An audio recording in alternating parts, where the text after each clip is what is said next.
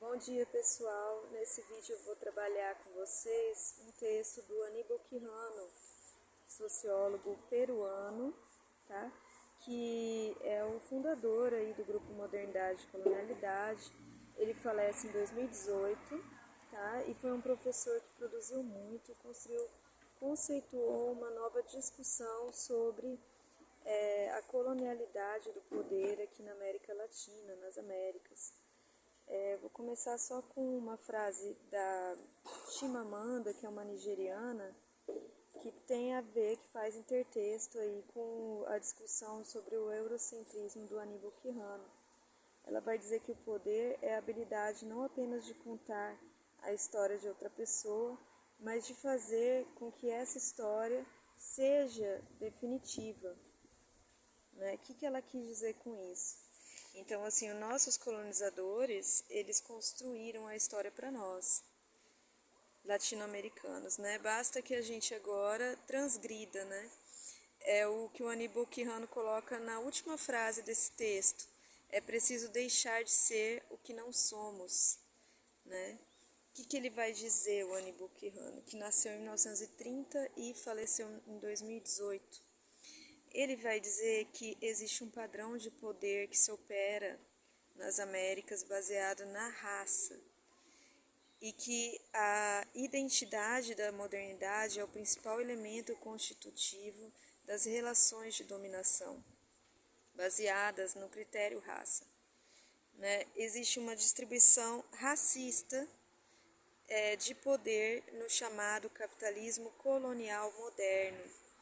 Né? E aí ele vai dizer o seguinte, contrariando outros teóricos, ele vai discutir a questão do genocídio indígena. Ele vai dizer que o vasto genocídio dos índios nas primeiras décadas da colonização não foi causado principalmente pela violência da conquista, nem pelas enfermidades que os conquistadores trouxeram em seu corpo, como tifo,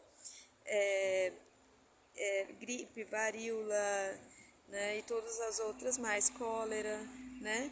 Mas porque tais indígenas foram usados como mão de obra descartável, forçados a trabalhar até morrer. E aqui nessa parte do texto eu lembro muito dos ervateiros aqui no sul do estado de Mato Grosso do Sul, né? Toda a saga dos guaranis nas fazendas de erva mate, a baixa expectativa de vida quando eles começam a trabalhar nessas fazendas, né? Então parece que a gente consegue enxergar um pouco da nossa realidade. Ele está falando lá do Peru, dentro de um contexto da América Latina, mas a gente consegue pensar em exemplos aqui muito próximos de nós, né?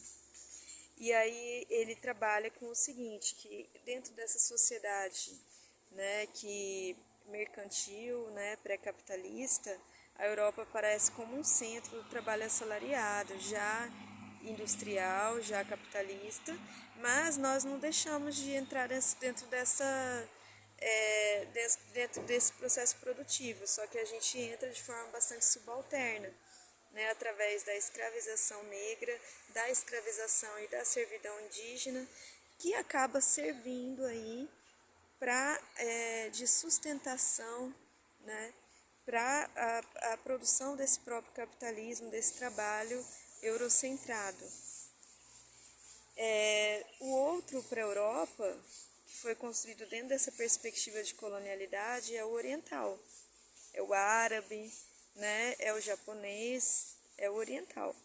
Né? Os indígenas e os negros não tinham nem status de ser outro, não tinham nem essa possibilidade de ser chamados de outro, né, dentro dessa perspectiva colonial. Né? E aí precisavam aí absorver parcialmente a cultura dos seus dominadores, principalmente a religiosidade judaico-cristã, e a gente vê o cristianismo entrando com muita força nas Américas, né, para que a gente pudesse aí minimamente participar dessa relação capital e trabalho eurocentrada, dentro de uma perspectiva eurocêntrica. Né? Então, assim, dentro dessa dinâmica, existe uma crença na exclusividade europeia da modernidade e da racionalidade, como se os povos que vivessem aqui não pudessem ser modernos, não pudessem ser racionais. O Aníbal Quijano questiona isso e ele vai dizer que a modernização não implica necessariamente na ocidentalização das sociedades, né? Que seria a modernização, né? A secularização da relação entre Estado e sociedade. Secularização é a dessacralização, né? Você deixar de ter aí o vínculo direto com uma religião, com o sagrado, em relação às autoridades, né? Então aí nós somos modernos, nós tivemos uma certa dessacralização e outras coisas mais, né? Por exemplo, o avanço da técnica, da tecnologia e tudo mais. Com relação ao que o Aníbal Quijano, depois dessa parte, ele vai construir, que é o que ele fala que vai cobrir toda a totalidade da população do planeta, seria um sistema do padrão colonial de poder. Né? O que o Aníbal Quijano vai falar enquanto padrão colonial de poder? Ele vai falar que a palavra-chave aí é controle. O controle do trabalho e de todos os seus recursos, seus produtos pela empresa capitalista, o controle do sexo, da sexualidade e tudo que gira em torno da sexualidade, seus recursos, seus produtos pela família burguesa, né, pela família nuclear burguesa, a família do comercial de margarina, né, pai, mãe e filhinhos, como um padrão normativo. O controle da autoridade, da hierarquia, né, com todos os seus recursos e produtos pelos estados-nação, que são limites feitos pelos colonizadores, não foram limites impostos, não foram limites das etnias que já existiam aqui. E o controle da subjetividade, da intersubjetividade, pelo chamado eurocentrismo. E o que seria esse eurocentrismo? O eurocentrismo nada mais é do que a crença num mito fundador, né, da modernidade, como se a Europa fosse a fundadora principal da modernidade, sendo que a fundação da modernidade se dá na era planetária, como Edgar Morin coloca, né, quando a gente descobre que existem outros continentes, existe outras faunas, outras floras, outras vegetações, outras técnicas de pensar o mundo. Então isso é que marca a modernidade, e não a Europa, e apenas a Europa e os seus fazeres históricos e sociais. Né? E aí o Aníbal Quijano vai falar que nesse processo eurocêntrico várias etnias foram despojadas de suas identidades históricas, trabalhando gratuitamente para viabilizar o avanço operado na Europa. Quer dizer, não é mais Guarani, Terena, Krenak, Cadiuel, Caigangue, Xoclen, não é mais, né? Munhapi, agora é só índio.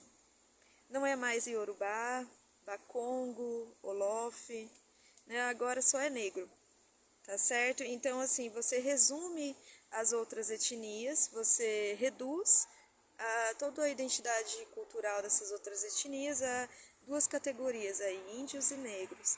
E aí você opera e se autoproduz, né? E aí a Europa vai se autoproduzir dentro desse processo como civilizada e portadora da semente do futuro. Né? O não europeu passa a ser visto como ultrapassado, como passado, como não moderno. Né? E aí a marca da modernidade, então, passa a ser o ego individual diferenciado, né? A percepção, a gente começa a perceber agora as mudanças históricas, né? E aí essa modernidade, como eu falei, ela não é uma criação puramente europeia, ela vai coincidir com o processo de constituição das Américas e com a descoberta dos vários continentes, né? E a dessacralização, como eu já havia colocado, das autoridades e dos cargos. Agora existe a tal da laicização do poder, não mais agora um atributo dos religiosos, agora o poder ele é leigo, né? O poder é das autoridades, dos mais capazes, né? Então isso também é uma marca da modernidade. A formação dos Estados-nação na América Latina, segundo Aníbal Quijano, ela acontece através da rearticulação desse padrão colonial de poder, né, sob novas bases institucionais. Então, não dá mais para analisar os Estados-nação das Américas como a gente analisa a construção dos Estados-nação na Europa ou em outros lugares. Não dá mais para utilizar esses autores. Por isso que é importante a gente ler, por isso que é importante a gente ler os autores do grupo Modernidade e Colonialidade, principalmente esse que é um dos fundadores do grupo, que é o Aníbal Quijano. Tá certo? Obrigada, pessoal. Até o próximo vídeo.